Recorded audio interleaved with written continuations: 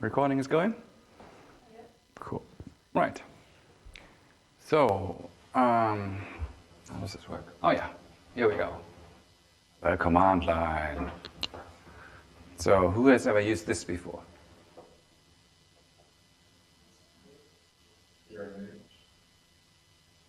Any kind of command line, doesn't have to be this one, but any kind of command line tool. Yes, it's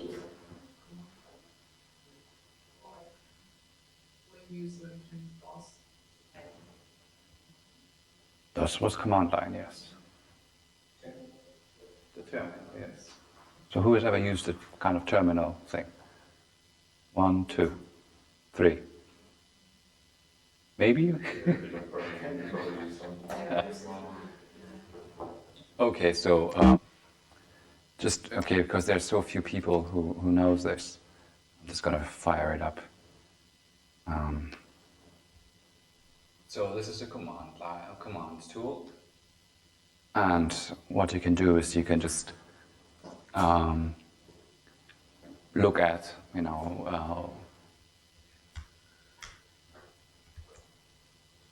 can do things, all sorts of things, right? And this was, of course, something that was way before, graphical user interface. I mean, this is graphical, it's shown on the screen. There used to be interfaces that were actually not on screens. So that's where you had, for example, punch cards, right? So you have to punch a card, put it to the computer, and it would give you back a punched card. So it can be quite a hazard to do things like that, right? So what is the advantage of this?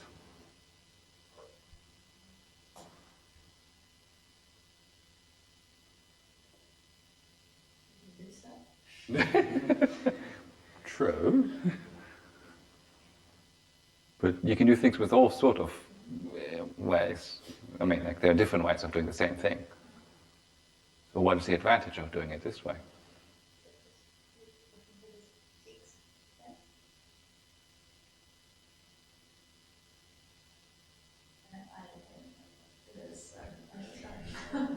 Okay, for those people who have ever used it, what do you think is the advantage of this? Yeah?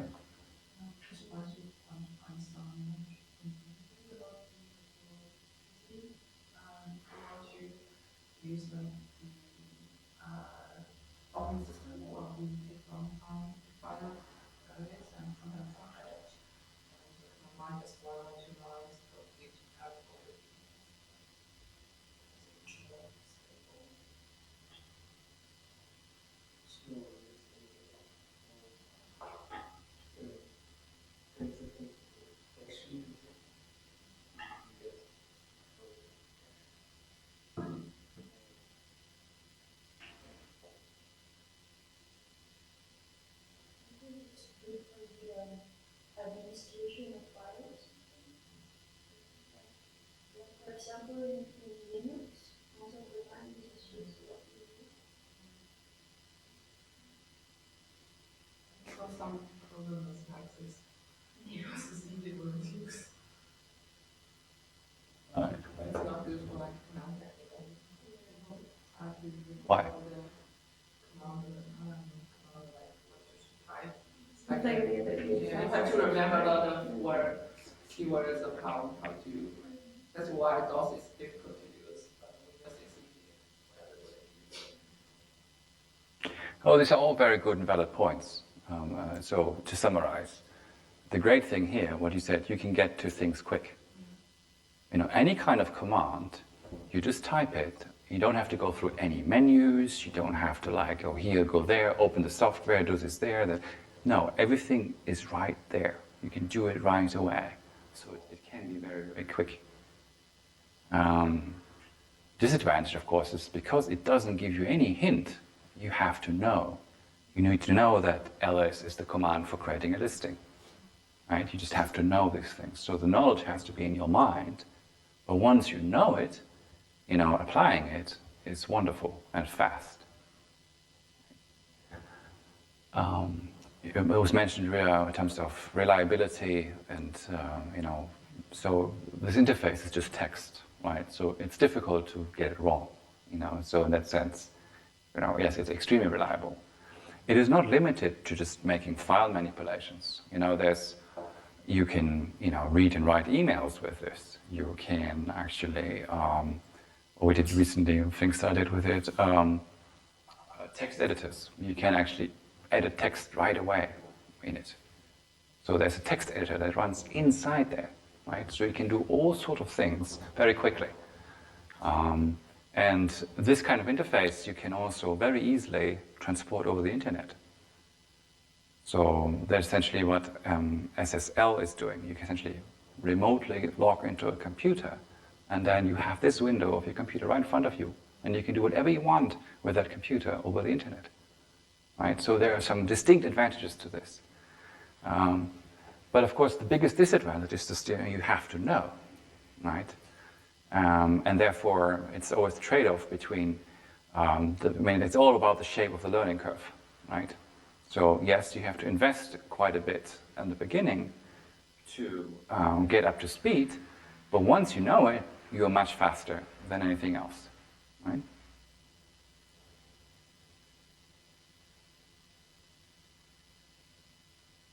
Where am I?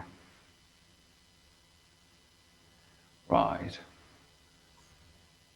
And of course, this thing then is still not gone. That's the interesting thing. There's still quite a lot of software that then goes up to this level, where you have an interface that is put on top of, a shell, which is graphical, but fundamentally it's still text.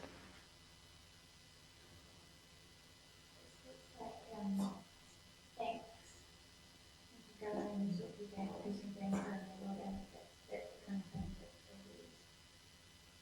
Yeah, there are still some applications who use this for some reason. For example, it runs on very old computers very easily. The server client thing is easy. And there's a lot of advantages to it. And what I of course see here now is that you first got a couple of cues now, right? So type N for a new message, right? So it puts the memory again back on the screen of what can I do is shown on the screen, and you just type on your tablet. But the advantage, of course, is like people are on their keyboard.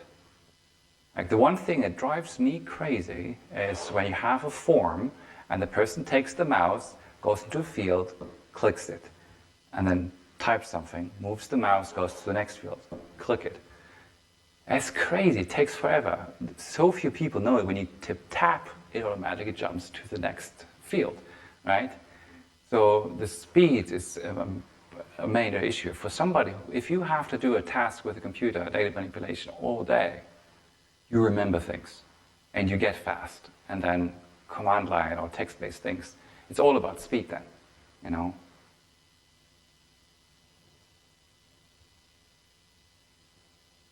So who remembers this one?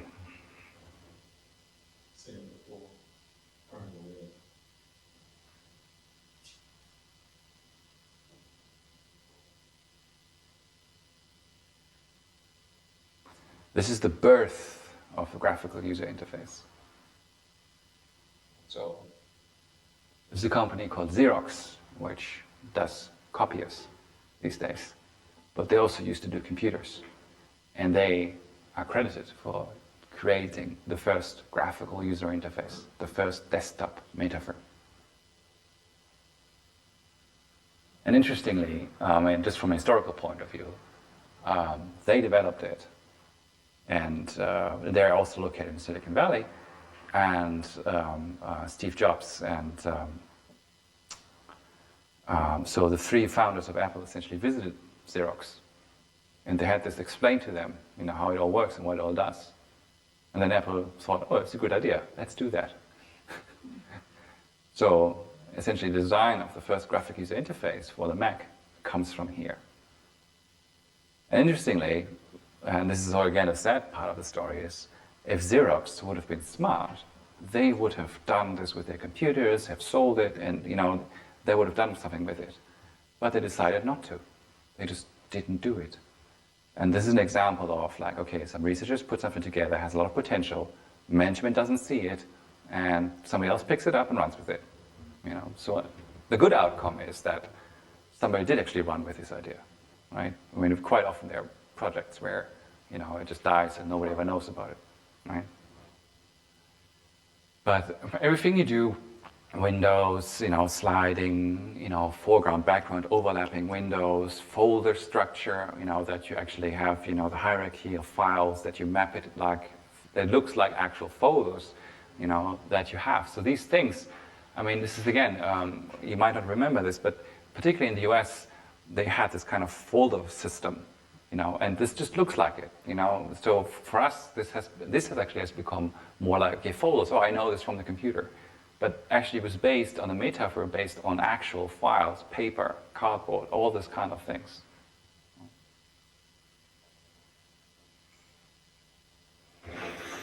Yep. So, and of course, since then, you know, graphical user interface has taken off and has taken completely over pretty much. And the things that you mentioned in terms of, okay, it's best for everybody. You know, yes, there is something to be said about it because you don't have to remember that much, right? But you know, the more repetitive the task, the more you actually want to move away from using the mouse because it's not necessarily a good tool. So keyboard shortcuts become a big issue, right? Go there quickly. Or again, to go in the direction of generative design, automation. You know, can you automate these steps? You know, can I write a script that takes all the files, goes through this, extracts this, put it there? You know, automation kicks in, right? So it gets much more interesting. And of course, the other interesting thing is like this was done in the 70s, right? And not much has changed. That's the interesting thing. Like the fundamental ideas and the fundamental principles remain untouched, you know. It still does it. So a lot of there's incremental improvements, you know, like small steps that are being taken. Okay, this is a bit quicker, you know, but fundamentally, you know, the main things hasn't changed. And the mouse and the keyboard, you know, is still a very, very powerful tool for inputting or communicating with the computer. And all the things that we do here with VR and AR and robots, it's all nice and good. But, you know, it doesn't necessarily make it any better. You know, so there's always a trade-off. I mean, it's easy to make things that are different. Right? Yeah, I can come up with a new way of doing things. That is relatively easy. But the tricky part is making it better. And for that part, you need to have evaluation, right? So, you know, a lot of computer scientists, you know, come up with like, oh, I've got a new way of doing this, and here it is. And you go like, okay, great. And is it any better than mouse and keyboard? And then very often you realize that no, it isn't. So even further down the road, it's very, very difficult to beat paper and pen. Paper and pen are really, really powerful. And if you want to do anything that is better than the paper and the pen, you know, that's a real challenge.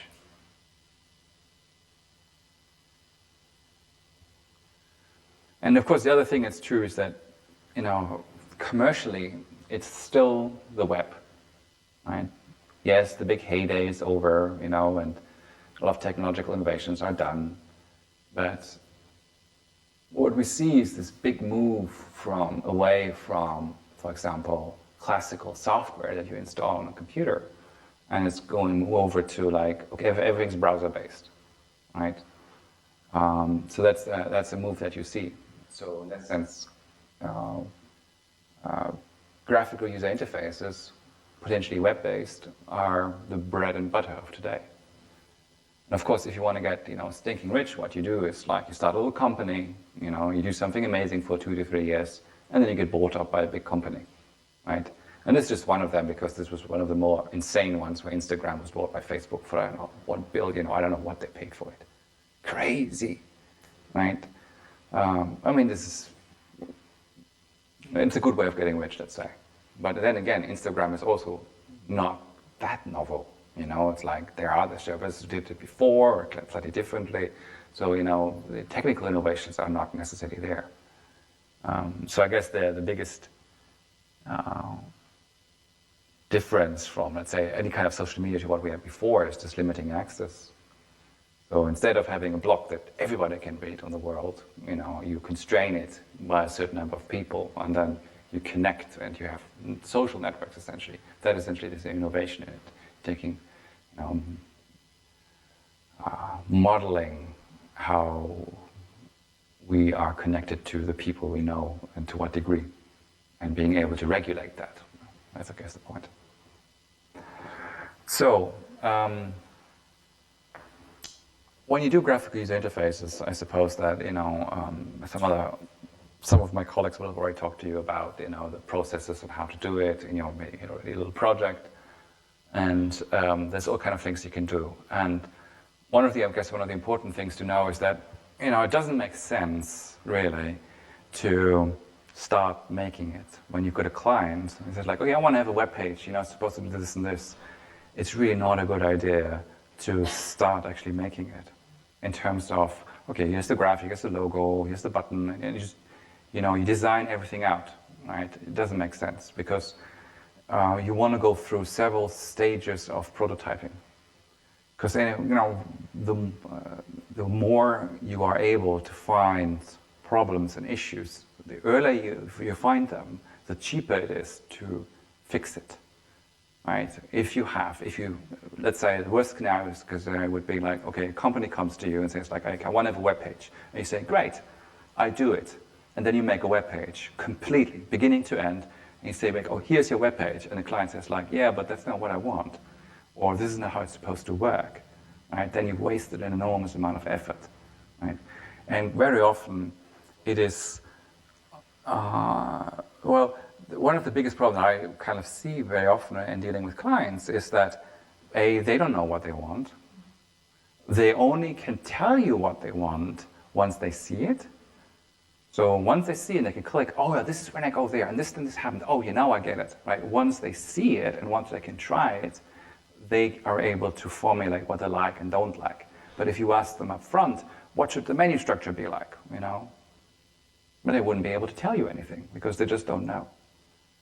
So what is necessary is to have a tool that allows you to prototype things so that you can show this to a client. He can try it out and experience it, provide you with feedback, and then you can continue.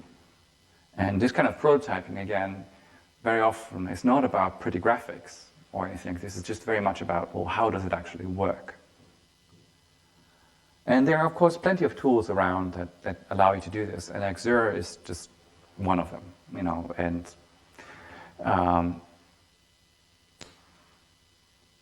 I guess when I did a scan and looked around kind of tools, and this, again, the prototyping tools for GUIs is just, it's very much fashion in a way as well. A lot of things, suddenly there's something that's fashionable, or you try to use it, and then later on, it falls out of fashion, something else comes in. So this is just one tool, right?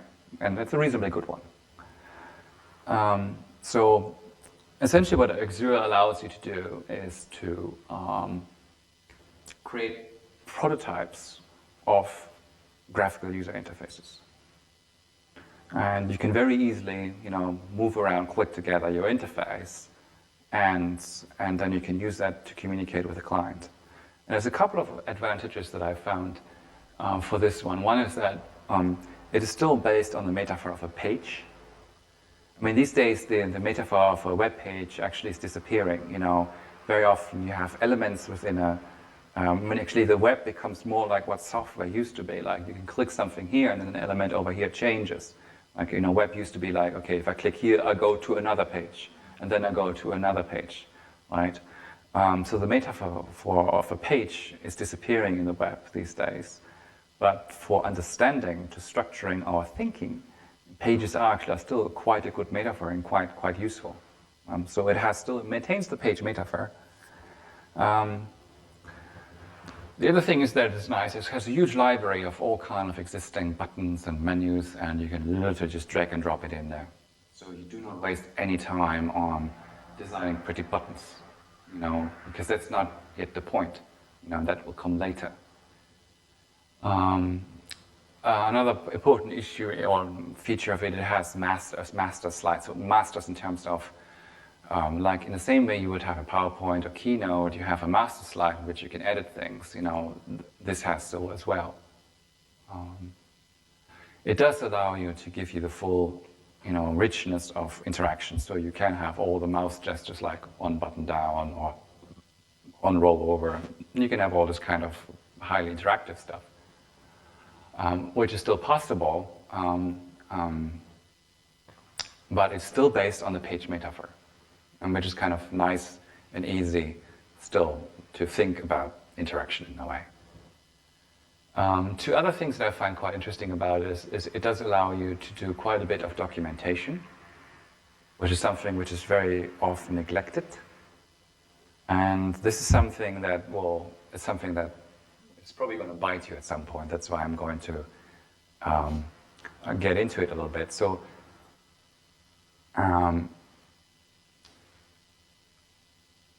it's in a sense, because the client is struggling with telling you exactly what they want, and they can only tell you once you show it to them, it's very difficult to document decisions. Okay, so you have a meeting with a client, and you just show them that, and you discuss things, and you, in the communication, the verbal communication, you agree to do certain things in a certain way, right? The tricky part is that human communication is very ambiguous, right? You might quite well be in a situation where you think you have agreed something on it, but what you think you agreed on and what the other person is thinking they agreed on are very different. Right? And when you talk about something like a medium like interaction, which is time-based, right, it's very hard then to really document and decide, okay, this is how it's going to be. So Xerox does allow you to do functional specifications. The point is, you can actually output a document that formally describes how everything is going to work. You can give it to the client and say, this is how it's going to be. And they can then sign off on this. And then you are, on the safe side, because then you can say, okay, this is what we agreed on, I've got it on the paper, it's been signed. And if later on the client comes back and says, like, oh, no, this is not what we agreed upon, this is not how it's supposed to be, you can go back and say, look, here we agreed on it. Right? So you essentially establish something like a ground truth. And of course, that only ever matters when things go wrong. I mean, if the client is happy with what you do, and you make some things and everybody's happy, it's no problem, right? This is then really only useful, or particularly useful when things go wrong. Like, what if you invested already 100 hours into this, and this is what your initial budget essentially allowed you for, but then it comes forward that the client didn't want it, they wanted it in a different way. And you see but we already did all of this, and we already used up all of our time, and then essentially it's a fight about money, right? And then that's when things turn nasty. And this is where this will help you, because you can go back and document the decisions that you've made. And of course, a client that changes his mind is always great. You should never, you don't ever consider this to be a problem. It is always an opportunity to make more money. Right? So, if you have this documented, you agreed upon this is how the system is going to work, and the client goes like, yeah, but wait a minute, we forgot this and this, and we need to do this and this and this way. And you say, great, sure, of course we will do it. This is what's going to cost you. Right? So, a client that changes his mind is great because it means more work, which means you get paid more. So it's, in a sense, it's something very positive, And the only thing you need to be sure is that, that the client does not have the opportunity to essentially go and say, but we agreed on this, and it should be part of the old budget. It should have been like this from the start, right? That discussion you don't want to have, right? That's again why it's important to document things. It seems a pain in the bottom, and almost like wasted effort, when you do it. But believe me, it's quite good. I think also communicate this. We have changed the plan. We will even because sometimes there will be a lot of budget. So I was working from Japan. So we had normally we have to sell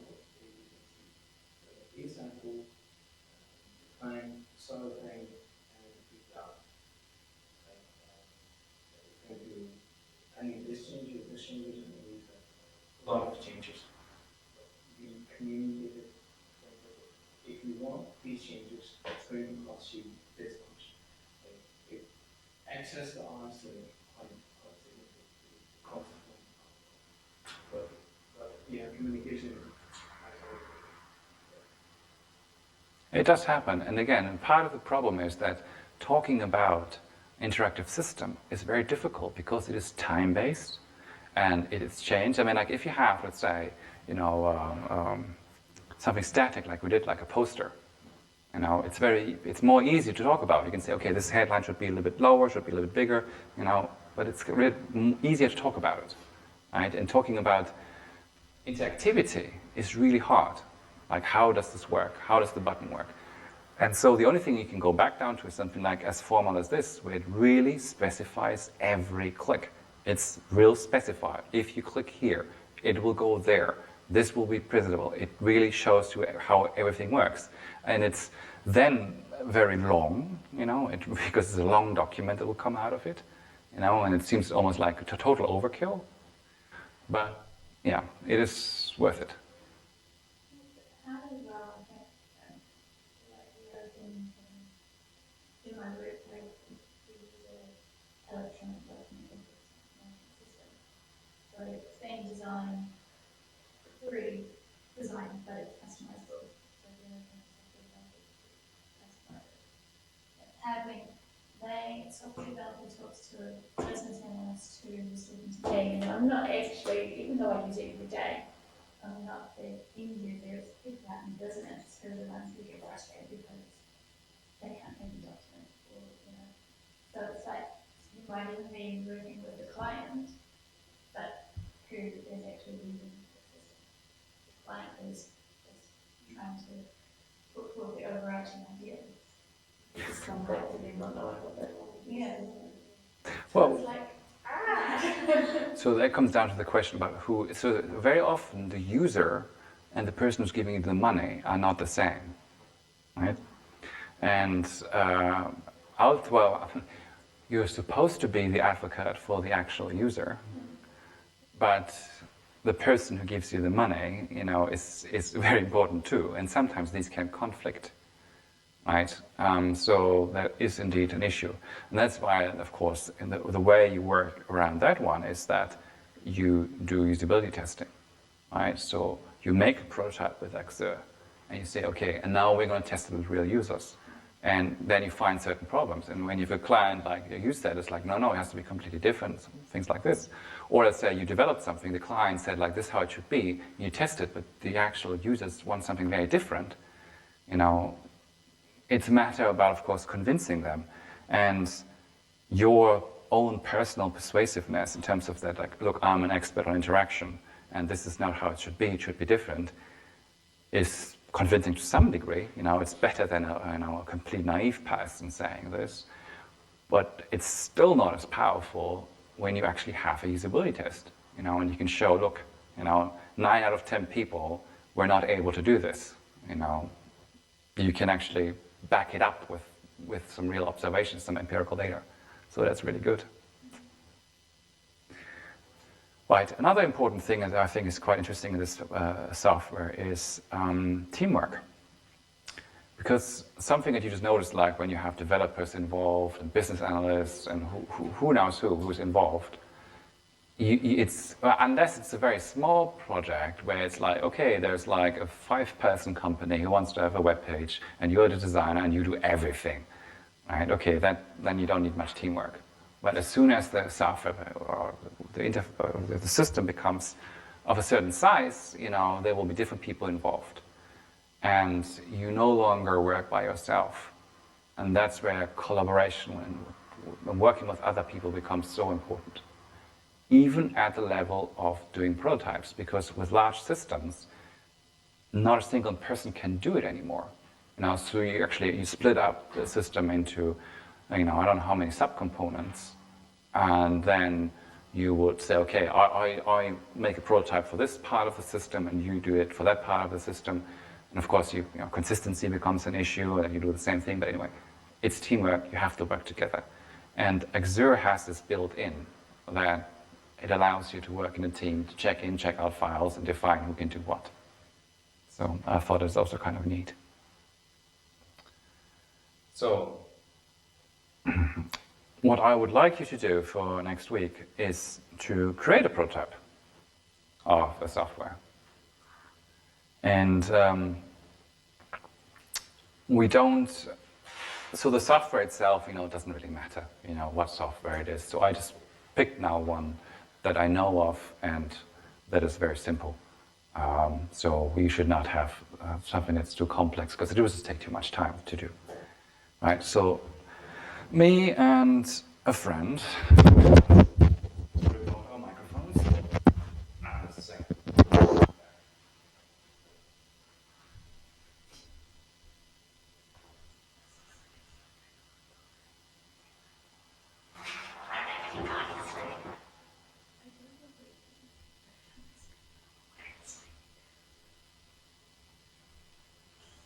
So we developed an app.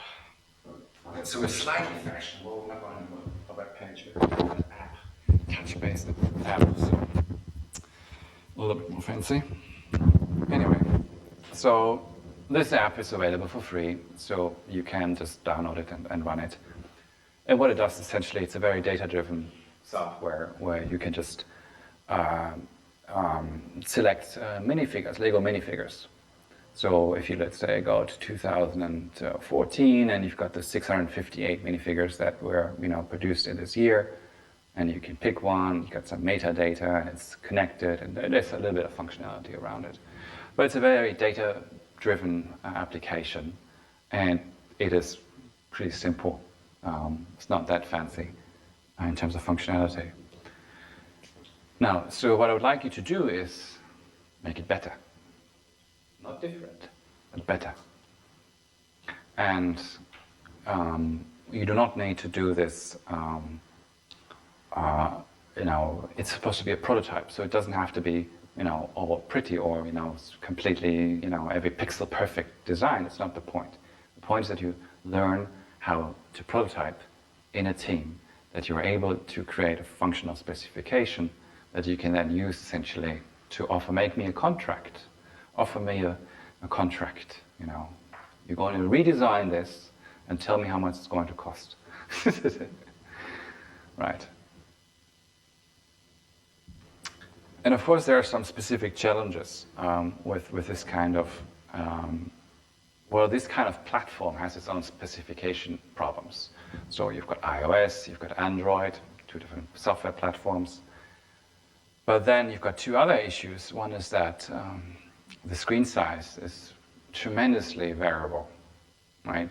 You got tablets, you've got tiny little phones, and everything in between. So the screen size is a big issue, which needs to be considered. But also the problem of portrait versus landscape. How are you going to deal with that, right? So the proportion of the screen, is also an issue. And you have this, for example, is there's a little software for macOS called iBook Author. And what it allows you to do is it allows you to create ebooks. And what you see here is the same book, just once displayed as a portrait and once displayed as a landscape. So everything changes depending on how you look at it. So the way you hold your tablet becomes actually an input method. Okay, now I want to actually read, or now I want to do this and that, and you just change that by holding it the other way around. So you can do all sorts of things with or let's say there are challenges around this, designing for specific type of devices. I mean, of course, the same thing still holds true for any kind of desktop computer or laptop computer. Screen size also varies, And recently we had this interesting move towards, flexible design in terms of liquid design. So the idea essentially is that your interface gets information about, okay, I'm a browser, have got that much of width and this much height, and depending on that, the design changes. So the starting problem is, you used up all the whiteboards. Anyway, it's okay. Where was I? Lost my train of thought. Yeah, I now remember. So there are two kind of strategies how to deal with it. One is that you actually have, let's say, okay, there are, let's say, 150 different screen sizes. Well, we're going to boil it down to, let's say, we'd make one XL version, one M version, and one S version, right? And you have 3 designs for these platforms, right? You could do that, right? And then you've got 3 different versions that you have to maintain. So if you make a change on one of them, you have to go to all the other ones as well and change them as well. Another way is like, again, I just tried to explain, is like the software or your interface actually reads in, the specifications of its display unit. Like, is it touch, is it non-touch, is it, which proportion, is it landscape, portrait, the size, all kind of things. And then it changes itself immediately and adapts itself to it. And the advantage of that is that instead of having to maintain 3 different versions, you only have to maintain one version. But of course the challenge is like you have to have this smartness built into your user interface that it knows, okay, if I'm in a portrait mode, then the menu structure, goes vertically like this. But when I'm in landscape, then I move this to there, right? So you have to have the logic behind it has to be in the graphical user interface. So it has to be a little bit smarter. But you only have to maintain one version. So it's all pros and cons. Anyway, so what I'd like you to do, since we can form 2 teams, I would like you to form 2 teams and work in a team to create a new prototype of this design. Right, so 1, 2, 3, 4. I'm not sure if you're participating, yes, no? Yeah. Good, very good. So then we have one team with 3, one team with 4. I suppose you're smart enough to do it yourself. The software is available on MHIT file server. The serial numbers required are available on the file server. There's a very good chance that, since they're updating the software frequently, that there's a newer version available. If so, great. Download it, put it on the file server for the next person, and then start it up.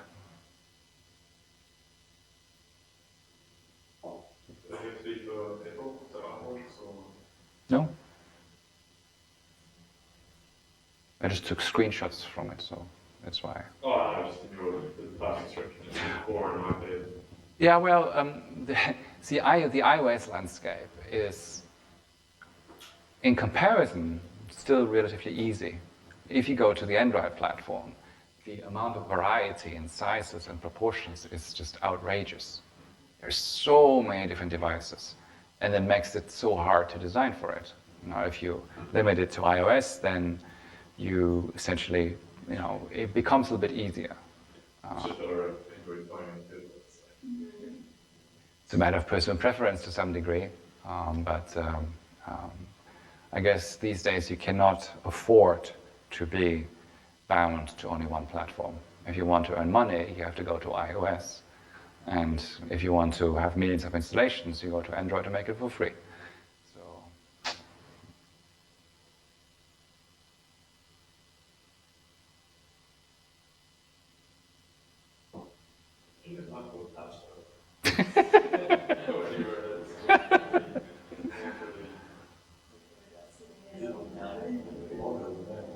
it changes all the time, so that's why, I gave up updating these slides, because it's kind of pointless, whenever I do it, everything will have changed again, so pointless. So the important thing is, how do you design something that can be a little bit future-proof? So when the next bigger, faster, different kind of thing comes around, that you don't have to change too much.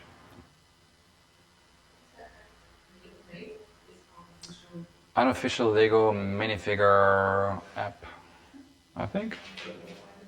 Oh, catalog. The unofficial Lego minifigure catalog. Does that exist yet? Say again? Does that exist yet? Yes, it does. Okay. Is there any provision of that? Yes. Yes.